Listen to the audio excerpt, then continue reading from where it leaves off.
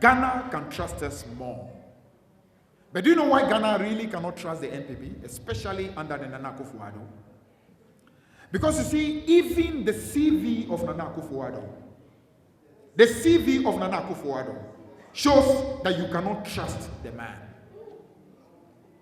Every single person who has run for office in Ghana, when you look at their CV, it shows you where they went to primary school, when they finished, when they went to secondary school, when they finished. From that one, whether they did national service, which year, then when they enter into the university, when, in between, they tell you where they have been. But when you look at the CV of Nana Akufo-Addo, you will notice that after June 1958, when he finished secondary school, there are 5 years between 1958 to the end of, I think actually the beginning of, no, that's like September 1964. So effectively that's 6 years. Nobody knew when Nana Akufo-Addo was. Nana Akufo-Addo simply, I think he just vanished off the earth. Nobody knew where he was. You look at the CV and say, where was Nana Akufo-Addo? 1959, where was the man? 1960, where was he? 1961, where was he? 1962, where was he? 1963, where was he? Somehow he appears in Legon in October of 1964. Where was Nana Akufo-Addo?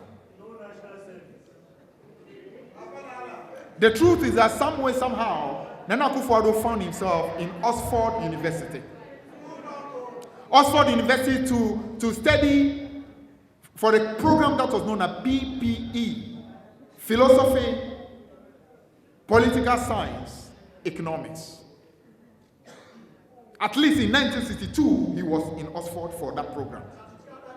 Then you wonder, what happened to him? Somehow, he vanished out of Oxford.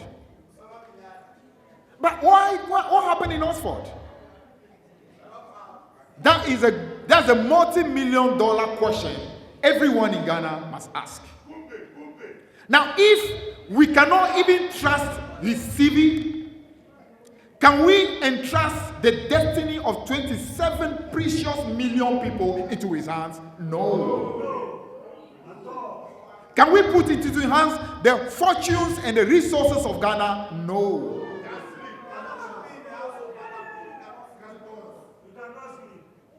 Now, so if you are hearing all the 419 promises, you know where they are coming from. Even the CV, you cannot trust.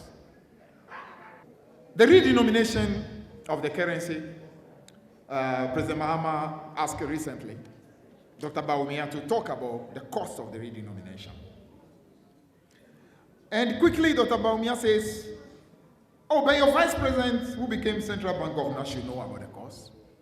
And for your information, Ghana Web so and so mentions the cost of the redenomination, which is $62 million.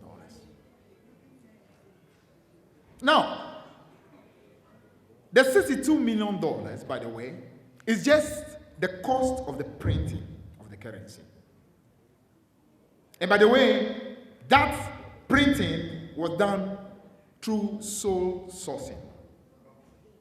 The very sole sourcing, MPP has been disturbing our ears every day. Sole sourcing is wrong, sole sourcing is wrong.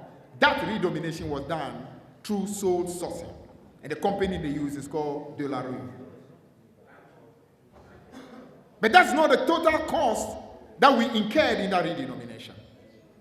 A lot of money was spent in commercials, advertising left, right, and center. The amount of money that was spent, Dr. Bawumia, you haven't given us that. A whole South African company was used in order to ensure that the new currencies was sent to virtually every single bank in this country. And that was a lot of work, a lot of money was involved. Dr. Bawumia, you haven't mentioned that. And by the way, all the coins in the system was all together, literally given to a company. And that company and Dr. Bawumia have a very close relationship. The name of the company is called Safe Bond. And when you read Dr. Bawumia's book, virtually a whole chapter is dedicated to the CEO of that company. And Dr. Bamiya described the CEO of that company as one of the best entrepreneurs, business people in the country. Now you understand what is going on here? All the coins given to that company. That's who we are talking about.